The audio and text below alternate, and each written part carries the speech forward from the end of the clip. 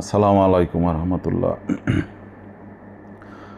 আমাদের দেশে বহুল প্রচলিত একটি কথা আছে, এক ওয়াক্ত নামাজ কাজা হলে এক হুক বা জাহান্নাম, এক হুক বা সমান 2,88,00,000 বছর। এই কথাটার কোনো ভিত্তি নাই, এটা একটা বানোয়াট কথা।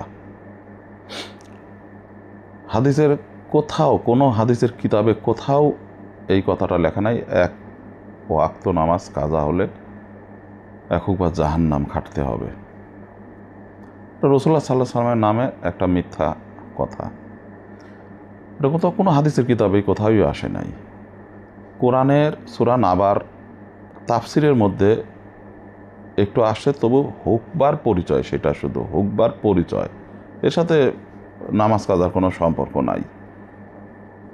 সেটা হচ্ছে ইবনে জারির রহমতুল্লাহ, সালিম রহমতুল্লাহ হতে বর্ণনা করেন যে হাসান বসরি রহমতুল্লাহকে আহকাবা সম্পর্কে জিজ্ঞাসা করা হলে বলা হয় যে এ বিষয়ে কোনো নির্দিষ্ট সময়ের কথা বোঝানো হয় না, বরং সাধারণভাবে বুঝতে হবে যে জাহান্নামে অবস্থানের কোনো সময়সীমা নেই। অবশ্য তারা উল্লেখ করেন যে হুকবায়ের অর্থ হলো 70 বছর, এবং এই 70 বছরের প্রতিটি দিন তোমাদের হিসাব মতে বর্তমান পৃথিবীতে 1000 বছরের সমান। এটা তাবারি। কাতাদা রহমতুল্লাহ বলেন যে আহকাব কখনো শেষ হবার নয়, এক হাকব শেষ হলে অন্য হাকব শুরু হয়ে যাবে। এই আহকাবের সঠিক সময়ের জ্ঞান একমাত্র আল্লাহ তাআলারই রয়েছে।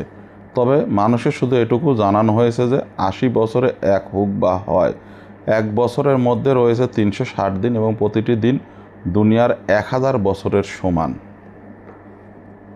যেখানে নবীজি সাল্লাল্লাহু সাল্লাম বলছেন যে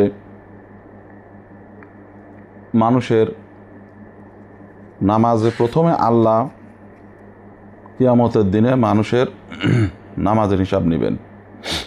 আল্লাহ সব জানেন, তবুও আল্লাহ তার ফেরেশতাদের বলবেন যে দেখো তো বান্দার কোনো নামাজ ঠিক আছে কিনা, পূর্ণাঙ্গ আছে কিনা। যদি পূর্ণাঙ্গ থাকে তাহলে পূর্ণাঙ্গই লেখা হবে, আর যদি পূর্ণাঙ্গ না থাকে তাহলে আল্লাহ বলবেন ফেরেশতাদেরকে এর কোনো নফল নামাজ আছে কিনা দেখো। নফল নামাজ থাকলে সেই নফল নামাজ দিয়ে তার ফরজ নামাজের ঘাটতি পূরণ করে দাও। এইভাবে প্রথমে নামাজের হিসাব হবে, তারপরে পর্যায়ক্রমে অন্যান্য হিসাব হবে। এটা তিরমিজি শরীফের 413 নম্বর হাদিস, মুসনাদ আহমদের 926 নম্বর হাদিস, আবু দাউদের 664 নম্বর হাদিসে মধ্যে এই নবী সাল্লাল্লাহু আলাইহি ওয়াসাল্লাম এই কথাগুলো আসছে। এখন আমাদের যেটা করণীয়, আমাদের নামাজ কাজা হতেই পারে, আমাদের নফল নামাজ বেশি করে পড়তে হবে যাতে ফরজ নামাজের ঘাটতি নফল নামাজে পূরণ হয়। এছাড়াও কোরআনে আল্লাহ অনেক আয়াতে মধ্যে বলেছেন তিনি অত্যন্ত দয়ালু, পরম দয়ালু, ক্ষমাশীল। সূরা বাকারার 54 নম্বর আয়াত, সূরা বাকারার 182 নম্বর আয়াত, আলে ইমরানের 31 নম্বর আয়াত, মাইদার 39 নম্বর, এই সমস্ত আয়াত, আরও বহু অসংখ্য আয়াত আছে কোরআনের মধ্যে যেখানে আল্লাহ বলছেন তিনি অত্যন্ত ক্ষমাশীল, পরম দয়ালু। এছাড়াও আমরা তওবা করতে পারি আমাদের ভুল ত্রুটির জন্যে।